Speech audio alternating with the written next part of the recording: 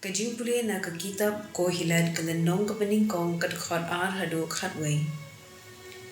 Ka jingbam ler par ka jingthli jong ki a ong ko hilat. Ka jingbam ler bat ka jing suda. Baro tang ka jingper. Ayu ubriu uyo jimantoy na ka jintre. Baro bautre shitom hakrum beneng. Kaway kapateng benriu ka len. Kaway pat kapateng benriu ka wan. Henry kaperthei kasa junom. Kasni kami ban kasni kasem. Ban kaled bran sha kajaka ba kami. Kaleer kabe shapang shathi. Nangta kapai saudong shapang shate. Saudong kipai bat kayat tawya byang. Kiwa baro kitu shaduriyaw Henry kaduriyaw kamjushlay. Shala kajaka kiwa kinang tuit shitun. Ki a baro ki pen batay. Don briu bala ban patay yakani. Balay ka kamat kamju hun ban yoi. Balay ka skor kamju niya ban yo smo. Kata kabaladan, kata kan sadon biang. Pat ya kata kabalale ya kata hi endang le shu.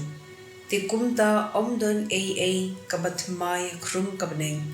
Hatu don kaway ka ya kabala banong, habed kani kalong, kabat mai, kata kala la don ha kijuk shua jungi, don jinkan mau ya ki a bamin shua, but don jinkan mau ya ki a ki badang jia, da kito ki bandang wan halin, ka ktien jong utrai.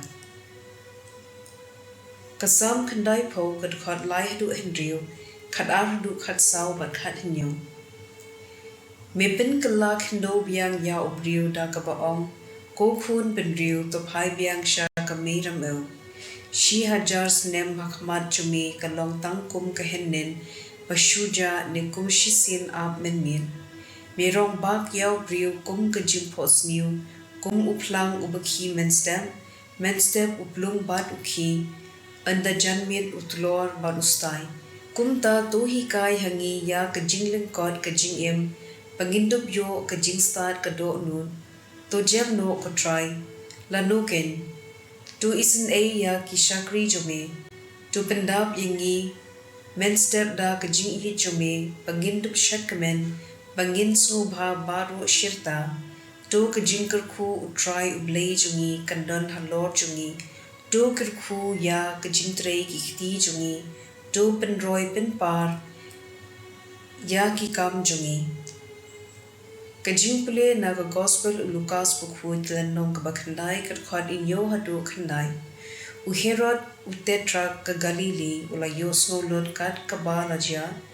Ula kular jimwot shapang katan namadan ki baong u yo anis baptist ula mipan. Kiway pat kila ong ba u Elijah ula pau sa kiway pat kia ong ba way unong itu lupa barim ula imbiang. U Herod ula ong kalapha kray kli ya u yo anes tu ken uni ubriu bangayo smo katne.